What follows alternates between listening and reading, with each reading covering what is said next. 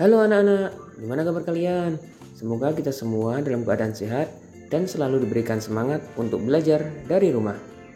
Sebelum belajar, yuk kita berdoa. Berdoa menurut agama dan kepercayaan masing-masing. Berdoa mulai. Selesai. Nah, sebelum belajar, Pak Jarod punya tips nih agar kalian nggak bosan belajar di rumah. Yang pertama, lakukan aktivitas sebelum belajar seperti membantu orang tua, olahraga, sarapan, dan mandi. Jangan sampai nanti pas mulai belajar kalian disuruh makan sama orang tua kalian. Kalian disuruh mandi sama orang tua kalian. Nah, nanti kan bisa ganggu mood kalian untuk belajar. Yang kedua, cari tempat di rumah kalian yang paling nyaman, yang menjadi favorit kalian ketika belajar. Yang ketiga, sediakan makanan kecil atau cemilan. Jangan lupa minumnya. Yang keempat, jauhkan benda-benda atau hal-hal yang mengganggu konsentrasi kalian. Nah, kemarin di tema 1 kita telah belajar tentang perkembangbiakan tumbuhan dan hewan secara generatif dan secara vegetatif. Di tema 2 ini kita akan belajar tentang adaptasi makhluk hidup. Untuk kali ini kita akan belajar adaptasi pada tumbuhan. Ada yang tahu nggak apa itu adaptasi? Adaptasi adalah penyesuaian diri makhluk hidup terhadap kondisi lingkungan di sekitarnya. Agar kalian lebih paham, lebih jelas, yuk kita perhatikan video berikut ini. Halo teman-teman, hari ini kita akan belajar tentang cara tumbuhan beradaptasi. Tahukah kamu apa itu adaptasi? Adaptasi adalah cara makhluk hidup untuk menyesuaikan diri dengan lingkungannya. Lingkungan makhluk hidup bisa berubah-ubah. Untuk itu, makhluk hidup harus beradaptasi agar bisa mempertahankan hidupnya. Apa sih tujuan makhluk hidup melakukan adaptasi? Tujuan makhluk hidup beradaptasi adalah untuk melindungi diri dari musuh atau pemangsa, memperoleh makanan, dan untuk bertahan hidup. Apakah semua makhluk hidup perlu beradaptasi? Ya, benar. Manusia, hewan, dan tumbuhan harus beradaptasi dengan lingkungannya agar bisa bertahan hidup. Kali ini kita akan belajar tentang adaptasi pada tumbuhan. Adaptasi pada makhluk hidup dibedakan menjadi 3, yaitu adaptasi bentuk tubuh, adaptasi fungsi tubuh, dan adaptasi tingkah laku. Adaptasi bentuk tubuh adalah penyesuaian bentuk tubuh dan alat-alat tubuh makhluk hidup terhadap lingkungannya guna mempertahankan hidupnya. Contoh tumbuhan yang melakukan adaptasi bentuk tubuh yaitu teratai, lili gurun, kaktus, eceng gondok, dan lidah buaya. Contoh tumbuhan lain yang melakukan adaptasi bentuk tubuh adalah kangkung, pohon bakau, kurma, dan talas-talasan. Adaptasi fungsi alat tubuh menyangkut fungsi organ tubuh makhluk hidup serta melibatkan zat-zat tertentu untuk membantu proses metabolisme. Contoh tumbuhan yang melakukan adaptasi fungsi alat tubuh yaitu bunga Rafflesia arnoldi, kantung semar, Venus, dan bau pada bunga. Adaptasi tingkah laku berhubungan dengan tindakan makhluk hidup untuk melindungi diri dari serangan pemangsa. Contoh tumbuhan yang melakukan adaptasi tingkah laku yaitu pohon jati, pohon randu, pohon flamboyan, bunga matahari, dan putri malu. Contoh tumbuhan lain yang melakukan adaptasi tingkah laku yaitu pohon petai, daun pisang, pohon jagung, jahe, kunyit, dan pakis. Bagaimana cara tumbuhan melakukan adaptasi bentuk tubuh? Teratai, eceng gondok, dan kangkung mempunyai batang berongga, sehingga dapat mengapung dan tumbuh di air. Teratai juga mempunyai daun yang lebar. Pohon bakau. Pohon bakau memiliki akar tunjang yang menembus tanah hingga dalam, agar tidak terhempas oleh ombak besar di sekitar pantai. Kaktus dan lili gurun. Kaktus dan lili gurun beradaptasi dengan suhu udara yang panas di gurun dengan memperkecil ukuran daunnya hingga berbentuk duri. Tujuannya untuk mengurangi penguapan. Bagaimana cara tumbuhan melakukan adaptasi fungsi alat tubuh? Rafflesia arnoldi. Bunga Rafflesia arnoldi mengeluarkan bau busuk untuk menarik serangga agar mendatanginya. Dengan demikian, ketika serangga masuk ke dalam, ia akan menjadi makanannya. Kantung semar. Serangga yang hinggap di tepi kantong semar akan tergelincir dan terperangkap cairan yang ada di dalam kantong. Cairan ini berguna untuk menghancurkan serangga sehingga nitrogennya dapat diserap. Venus. Venus memiliki daun yang berengsel dan berbulu.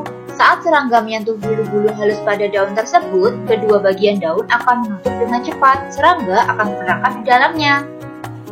Bau harum pada bunga berfungsi untuk mengundang serangga agar membantu proses penyerbukan. Bagaimana cara tumbuhan melakukan adaptasi tingkah laku? Pohon jati, randu, dan flamboyan menggugurkan daunnya pada saat kemarau guna mengurangi terjadinya penguapan, sehingga tetap bisa berfotosintesis pada musim kemarau. Putri malu. Putri malu beradaptasi untuk melindungi dirinya dari predator yang ingin memakannya dengan cara menunjukkan daunnya. Bunga matahari.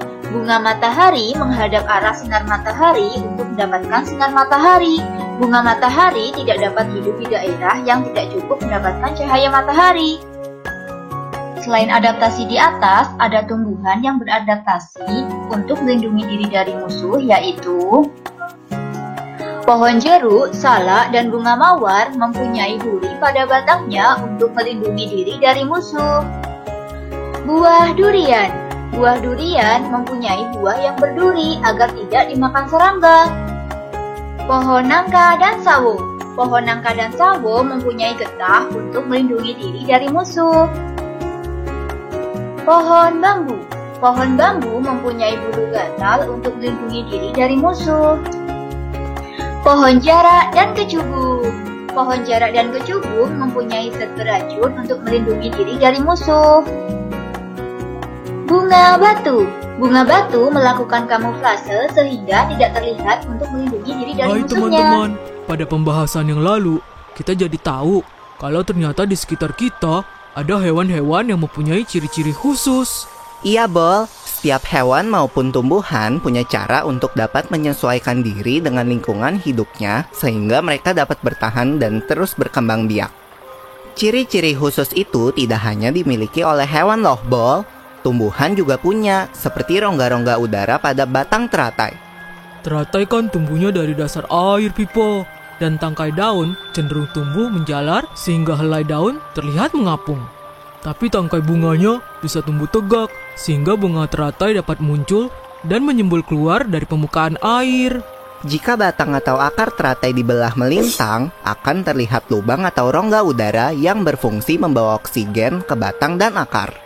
Ada juga tuh tumbuhan yang unik, bisa makan serangga loh. Kalau nggak salah kata ibuku, namanya kantong semar.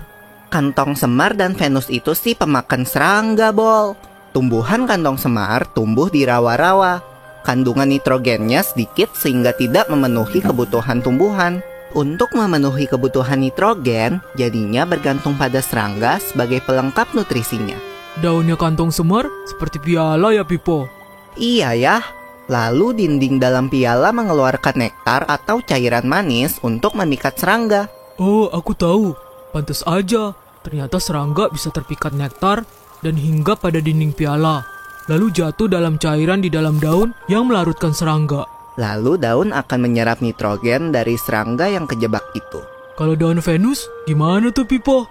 Daun Venus itu berengsel satu dan berbulu.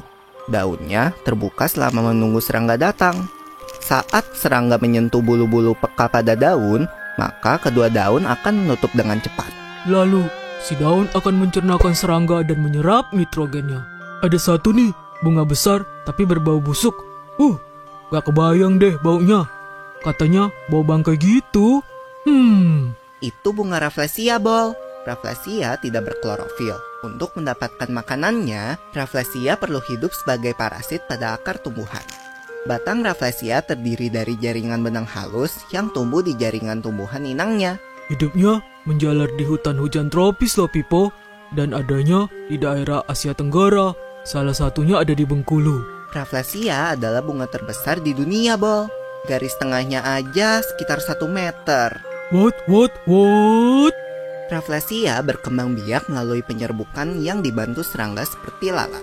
Makanya berbau busuk ya, supaya lalatnya pada datang.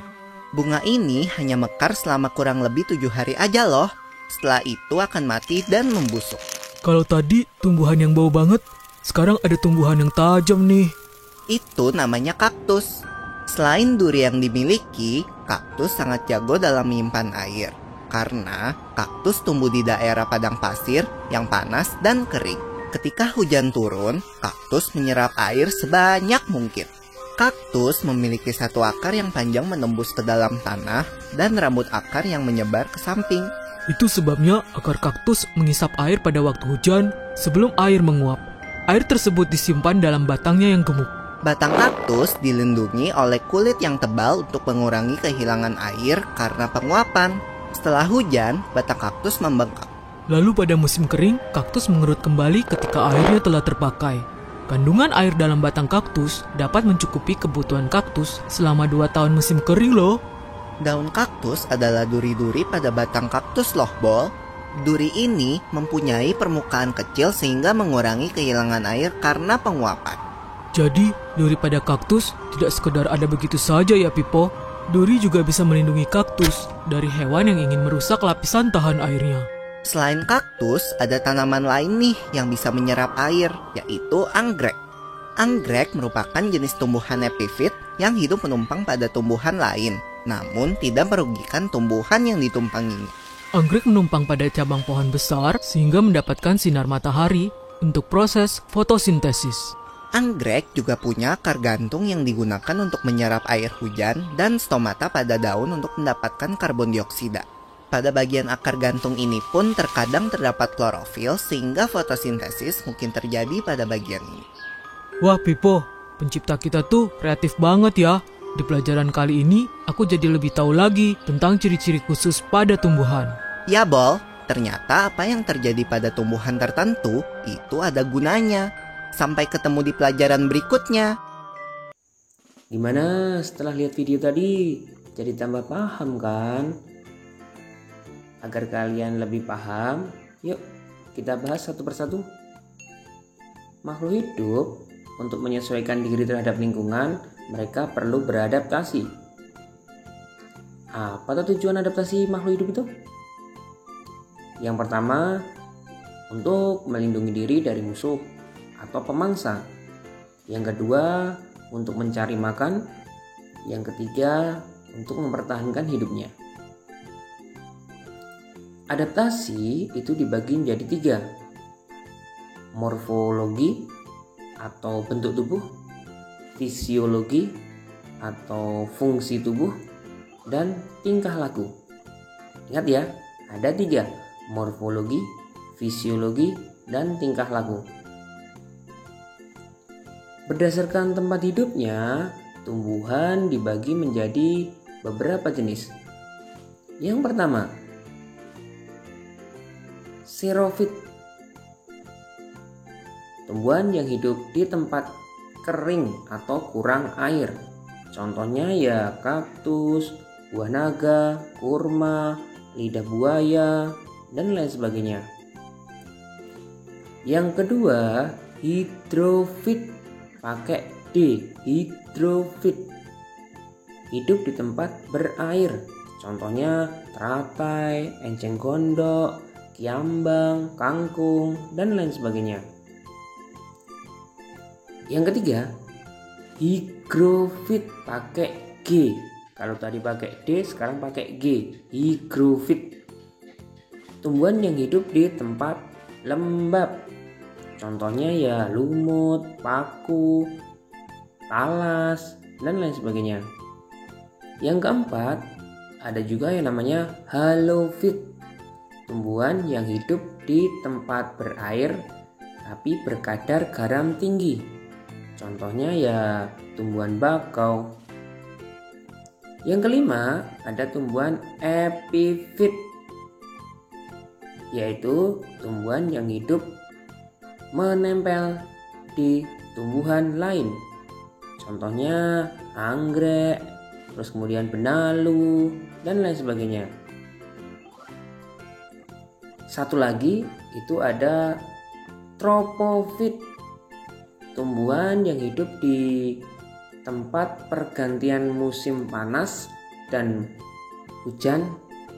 Contohnya sih pohon jati, randu, mahoni. Ya, itu tadi pembahasan materi adaptasi pada tumbuhan.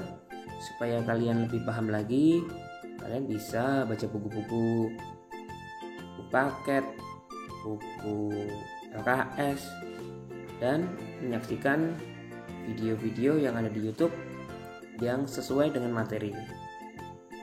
Jangan lupa setelah belajar kalian buat rangkuman agar menambah pemahaman kalian tentang materi yang baru dipelajari. Nah, untuk kali ini cukup sekian. Sampai ketemu lagi di video berikutnya. Tetap semangat belajar. Assalamualaikum warahmatullahi wabarakatuh.